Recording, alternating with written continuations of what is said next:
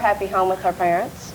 Maybe her hope of one. Well, maybe her hope, but I mean, everybody's got to deal with it. You can't have both parents at all times nowadays in the 90s. Joining us now is somebody who has dedicated his life to finding solutions for kids in trouble. I want you to welcome from Louisville, Kentucky, the founder and executive director of Positive Images That Invoke Self-Esteem, George Addison. George, thank you for being here. We need some positive thinking here, George. What do you say? Well, first of all, I'd like to commend the fact that the parties are all still interacting, because that's a key component. And secondly, all the young people have to realize that it's now time for them to accept responsibility, and they have to start learning how to, first of all, respect themselves before they can be expected to appreciate what the parents are going through with them.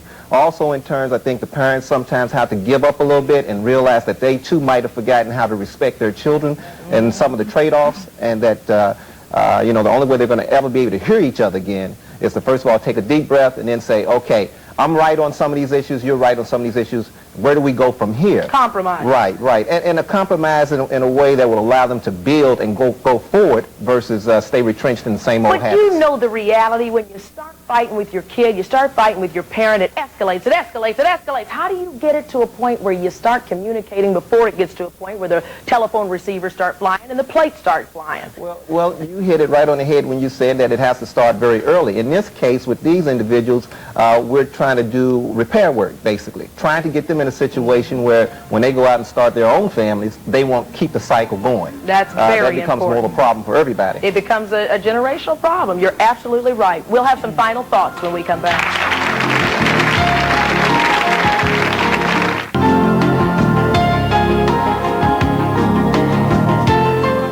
Amanda just said in the commercial break, you know, if Michelle wants me to go someplace for 6 months, where does she want me to go? Believe it or not, folks, there is help out there. Sometimes separation in families between kids and parents or guardians is a healthy thing to do, just what they call time out. You have a program you wanted to talk about, George. Well, basically, I'm offering an invitation for the three of them to participate in a chance to turn their lives around. And what we do is have an outreach program where we take individuals just like themselves and give them that sort of retreating time where they can come together and think about some of their past mistakes and how they can begin to plan goals and future objectives and go back to the environment and make it. Why is that so important for these young people at 15, 17? Why is that so important for them? Because and tell them. They are our future. And in essence, I'm trying to work with you now so that when I'm in my 60s or 70s, I don't have to worry about angry, embittered young people kicking my door down, dragging me out. And at the rate that it's going right now, see, they're not unique. What they think they're unique, but they're not. There are a lot of families hurting just like this. That's right. So I'm trying to do something now that will kind of quell that and give us all an opportunity to kind of get ourselves back on the ground. You know, and I think you made an excellent point, because if the kids are not under control or at least learning respect issues within their family, then we as a society don't have a chance. If you're going to hit your mother, there's no telling what a kid will do to us. So I applaud your program. Kids, are you willing to do that? Are you willing to take that risk, that chance? Amanda, you're the one who asked the question. Be careful what you wish for, young lady. Yeah, I'll go. You'll go? I'll go. Okay. All right, there's one. Jacob, what about you? You'll go, Jacob? Yeah, I wouldn't really mind. Okay, all right, there's another enlistee. There we go.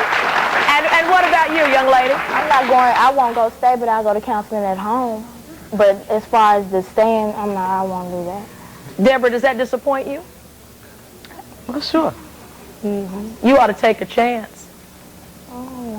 I'm willing to change. Everything she said up here today, I'm willing to do. Well, why don't you go to this program? Because I don't want to go to the program and do it. I'm not going to that program and do it. Wait a minute. Let's let these two teenagers talk. Amanda, talk to your peer. Talk this peer pressure.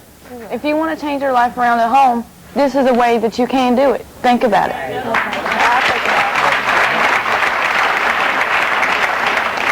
And you know something? You've already made some friends here. You have one major thing in common, that you all met on the Rolonda show in hopes of changing your lives to make better decisions. We don't think you're bad kids. We just think you're making some bad decisions right now. We believe in you. That's why you're here. It's not just us that makes the bad decisions. It's the parents. Well, too. when you're away, you listen, when you're away, you're absolutely right. You're right. You're right. You know something? Maybe that that time that you're away, Mom will have some time to think too. And when you come back together, you'll be so much more grown up, and you'll have a lot more to talk about as you plan the rest of your lives. I want to thank all of you for being here, for being so open and so honest. I hope it helped in some way, and I hope your family has been helped too. Believe me, you are not alone in dealing with family issues, and as long as we're on the air, we're going to keep trying to deal with them right along with you. Thanks so much for joining us, and we'll see you next time on Rolonda.